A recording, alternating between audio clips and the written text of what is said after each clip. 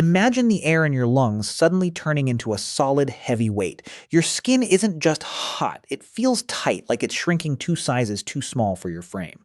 There is a specific, high-pitched ringing in your ears that comes not from sound, but from the sheer pressure of 125 degrees pushing against your eardrums. You can smell the scent of baking minerals and scorched dust, a dry, metallic odor that seems to coat the back of your throat. This is the sensory reality of the Saharan afternoon, a place where the sun isn't a light source but a physical predator. Most people assume that when our ancestors stepped out into this kind of furnace, they survived simply by being tougher than we are today. We have this image of the ancient nomad as a kind of biological superhero, someone whose skin was thick enough to ignore the blisters and whose thirst was a choice rather than a biological emergency. But that entire narrative is a convenient fiction. Everything you've been told about how ancient humans survived extreme heat is backwards. We didn't survive because we were hard. We survived because we were remarkably ingeniously liquid. We didn't fight the sun with grit. We fought it with a set of biological and cultural countermoves that turned the deadliest environment on Earth into our greatest evolutionary advantage. If the heat was a predator, we didn't outrun it. We outmaneuvered it. But how did we manage to turn a death sentence into a habitat? The first and most persistent myth about ancient human survival is the idea that our ancestors simply acclimatized to the heat through sheer willpower and exposure. You've likely heard someone say that if you spend enough time in the sun, your body just gets used to it. While there is a grain of physiological truth to acclimatization, it suggests a passive process, as if the body just decides to stop hurting. The reality is far more violent and specific. We are the only primate on the planet that has effectively weaponized water to stay cool. To understand how we did this, we have to look at the work of biological anthropologists like Nina Jablonski, who has spent decades dismantling the myth of the tough ancient human. Most mammals, including our closest cousins like chimpanzees and gorillas, rely primarily on apocrine glands. These glands are located near hair follicles and produce a thick, oily sweat that is mostly about scent and social signaling. It's terrible at cooling. Humans, however, underwent a massive evolutionary pivot toward eccrine glands. We have between 2 and 5 million of them distributed across almost every square inch of our skin. When you stand in a heat wave, these glands aren't just leaking water. They are performing a high-energy physics experiment on the surface of your body. Each liter of sweat that evaporates from your skin carries away about 2.4 megajoules of heat. That is an astronomical amount of energy. In a high-heat environment, an ancient human could produce up to 12 liters of sweat in a single day. This wasn't about being tough enough to ignore the heat. It was about having a biological cooling system so aggressive that it could maintain a stable internal temperature even when the air around the body was 10 degrees hotter than the blood inside it. But if this system is so perfect, why aren't we all just walking radiators? The catch is that this cooling system required us to lose something else, our fur. The myth says we lost our hair to stay cool, but it's actually the other way around. We lost our hair so that our sweat could actually reach the air. Fur traps a layer of stagnant, humid air against the skin, which stops evaporation in its tracks. By becoming the naked ape, we transformed our entire body surface into a giant evaporative cooling manifold. We didn't just shed our coats, we redesigned our entire interface with the world. But if nakedness was the key to cooling, why do we see ancient desert cultures doing the exact opposite? This brings us to the second great misconception, the idea that ancient humans in the desert went as naked as possible to stay cool. If you look at the archaeological record and the long-term ethnographic studies of the Bedouin of the Sinai or the Tuareg of the Sahara, you see a direct contradiction to the nakedness theory. They wear heavy, voluminous, often dark-colored robes that cover them from the neck to the ankles. To a modern observer, this looks like a form of slow-motion suicide. We've been told since elementary school that dark colors absorb heat and light colors reflect it. Therefore, a person in a black robe in the desert should cook like a potato in a foil wrap. However, in 1980, a landmark study published in the journal Nature by researchers Amiram Shkolnik and C. Richard Taylor completely demolished this assumption. They tracked Bedouin volunteers wearing black robes, white robes, and Western-style shorts in the middle of a 115-degree day. The results were startling. The temperature at the skin's surface was identical regardless of the color of the robe. The secret lies in a phenomenon known as the chimney effect. While the black fabric does indeed absorb more solar radiation and get hotter than white fabric, that heat doesn't reach the skin. Instead, it heats the air inside the loose-fitting robe. Because the robes are oversized and open at the bottom, this hot air begins to rise rapidly, creating a powerful upward draft. This draft pulls cooler air in from the bottom and creates a continuous artificial breeze against the skin, which drastically accelerates the evaporation of sweat. The naked person, meanwhile, is actually in a worse position. Their sweat evaporates too quickly to provide a sustained cooling effect, and their skin is directly exposed to the infrared radiation from the sun and the superheated ground. The ancient human didn't survive by exposing their skin. They survived by building a portable, wearable weather system. They understood that the goal wasn't to be cool, but to manage the movement of air and moisture. But if they could control the air around their bodies, how did they handle the literal ground beneath their feet? There is a myth that ancient desert life was a desperate, wandering search for any drop of moisture, a life of constant, panicked thirst. We imagine people crawling across dunes toward mirages. This narrative misses the reality of invisible water. Ancient humans didn't survive by finding water. They survived by knowing where water was hiding. In the Kalahari Desert, the San Bushmen have practiced a technique for thousands of years that defies the modern definition of a water source. They use long, hollow reeds to sip water directly out of the sand. They look for specific patches of dampness, often indicated by the presence of certain succulent plants or the behavior of insects, and they insert the reed deep into the soil. They use a mouthful of grass as a filter at the bottom of the reed and literally vacuum the moisture out of the earth, one drop at a time. They then store this water in the most sophisticated hydration bladder of the ancient world, the emptied shell of an ostrich egg, sealed with a plug of beeswax and buried in a secret location known only to the tribe. This wasn't a desperate act. It was a planned strategic exploitation of the environment. The thirst myth suggests that these people were always on the verge of death, but the archaeological evidence suggests they were actually some of the most well-hydrated populations of their time, because they mapped their world not by landmarks, but by water potential.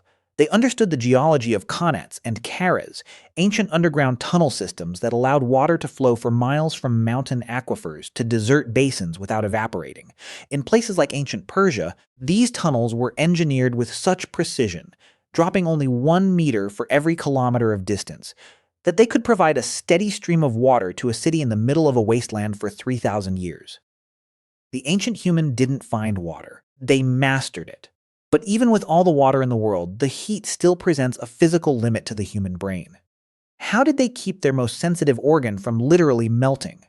We often think of fire as a tool for the cold, something used to keep the darkness and the frost at bay. The myth is that in the heat, fire was a nuisance, used only briefly for cooking. But in extreme heat environments, fire was actually a critical cooling and health management tool. This sounds like a paradox, but it's a matter of biological priority. In extreme heat, the greatest threat to a human isn't always the temperature itself, it's the things that thrive in that temperature.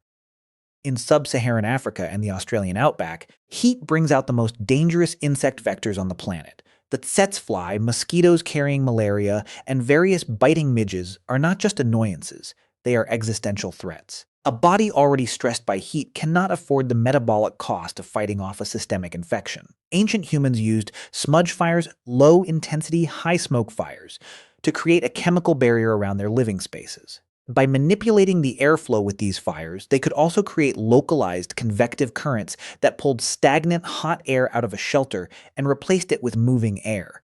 Furthermore, fire was used as a massive signaling device to prevent heat-related deaths, because the desert is a landscape where distances are deceptive and a single wrong turn can lead to fatal dehydration in hours. Ancient populations used controlled burns and smoke signals as a form of desert GPS. This allowed groups to communicate the location of seasonal water pans or indicate that a hunt had been successful across dozens of miles.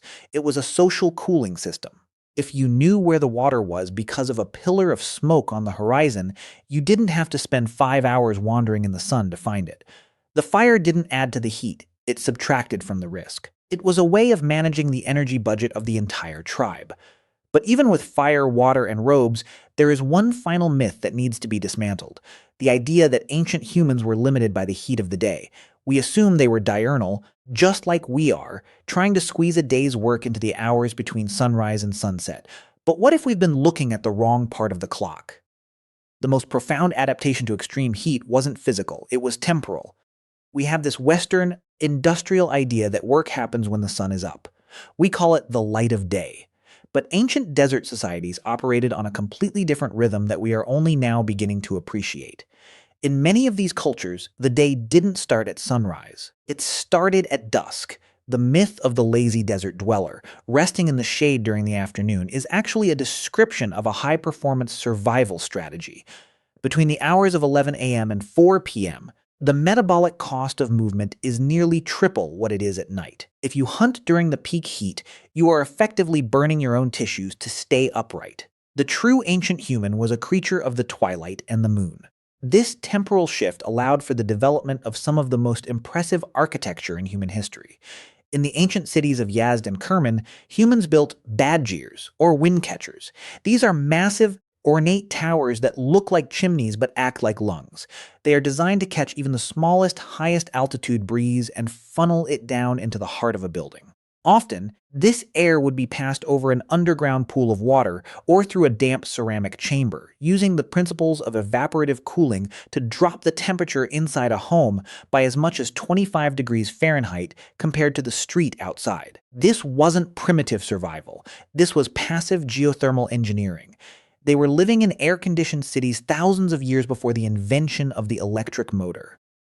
The myth is that they were suffering in the heat, but the reality is that they were often more comfortable in a 110-degree desert than a modern person is in a humid 85-degree city. They didn't just endure the environment, they edited it. But if they were so good at avoiding the heat, why did they ever leave the shade? This leads us to the unifying truth of human heat survival, a theory that reframes our entire species as the ultimate heat predator. This is the persistence hunting hypothesis, championed by researchers like Daniel Lieberman of Harvard. It posits that the reason we have eccrine glands, the reason we have no fur, and the reason we have an upright posture isn't just to survive the heat. It's to use the heat as a weapon against every other animal on Earth. Most animals are sprinters. A cheetah or a kudu can outrun a human over 100 yards easily. But those animals are also panting coolers. They can only shed heat through their mouths. This creates a physiological bottleneck. They cannot breathe and pant at the same time while running at full speed. They are essentially running on a thermal fuse. If they run for too long, their core temperature spikes, and they experience heat stroke.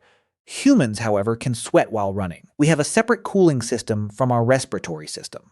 This allowed ancient hunters to engage in a form of pursuit that no other creature could withstand. They would find a trophy animal in the absolute peak of the midday heat, the very time when the animal is most vulnerable, and they would simply start walking toward it. The animal would bolt, easily outdistancing the humans. But the humans wouldn't stop. They would track it, moving at a steady, rhythmic pace. Every time the animal tried to rest in the shade to bring its temperature down, the humans would appear again, forcing it back into the sun. They would do this for 4, 5, or 6 hours. Eventually, the animal's brain would reach a critical temperature, and it would simply collapse, its muscles seizing up not from exhaustion, but from thermal failure. The humans, still sweating, still walking, would simply arrive and finish the job. We didn't survive the heat. We became the heat. We turned the sun into our hunting partner. The very thing that should have killed us became the reason we conquered the planet. But as we look back at these ingenious methods, we have to ask ourselves a quiet, uncomfortable question. If we were once so perfectly calibrated to the extremes of this planet, what happens to that biological brilliance when we spend our entire lives in a climate-controlled box? Are we still the heat predators, or have we become something far more fragile? The answer might lie in our own biology, hidden in plain sight. Think back to that sensation of sweat on your skin during a humid afternoon. We usually view it as an annoyance, a reason to reach for the thermostat. But that moisture is actually the evidence of a 3-million-year-old victory. It is the physical manifestation of the moment we decided that no environment was too hostile and no sun was too bright. But there is a detail from the archaeological record that should give us pause.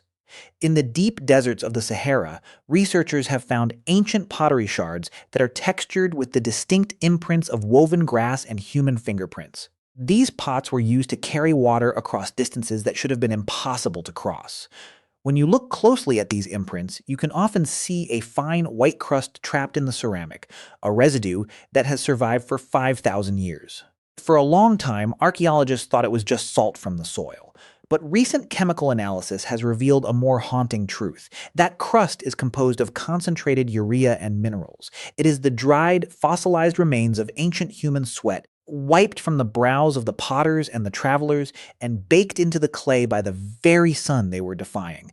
It's a permanent record of the cost of their survival. They didn't just live in the heat, they poured themselves into the earth to stay there. They were liquid people in a solid world, and that salty crust is the definitive, haunting proof that we weren't just tougher than the desert. We were willing to evaporate to own it. The next time you feel the sun beating down and you think about how unbearable the world has become, remember that you are the direct descendant of a lineage that looked at 120 degrees and saw an opportunity. You are built from the DNA of people who walked until their prey literally caught fire from the inside out. We are not a species designed for comfort. We are a species designed for the furnace. The question isn't how they survived the heat. The question is whether we are still the same humans who once commanded the wind and the fire to keep our cool. Have we forgotten the lessons of the black robe and the ostrich egg? Or is that ancient, liquid intelligence still waiting for the next great heat wave to wake it up? It's something to think about the next time the air gets heavy and the high-pitched ringing starts in your ears. Because the sun isn't going anywhere, and neither are we. We are the masters of the midday, the architects of the shade, and the only animals on Earth that can run until the world itself starts to melt. What's your plan for the next record-breaking summer? Are you going to retreat, or are you going to remember how your ancestors turned the heat into a tool? Drop a comment below and let me know which of these ancient strategies surprised you the most. I'm genuinely curious if anyone else has tried the dark clothing trick in a humid climate. And if you want more deep dives into the secret engineering of our ancestors, make sure you hit that subscribe button. We're just getting started on this journey into the things they never taught us in history class. I'll see you in the next rabbit hole.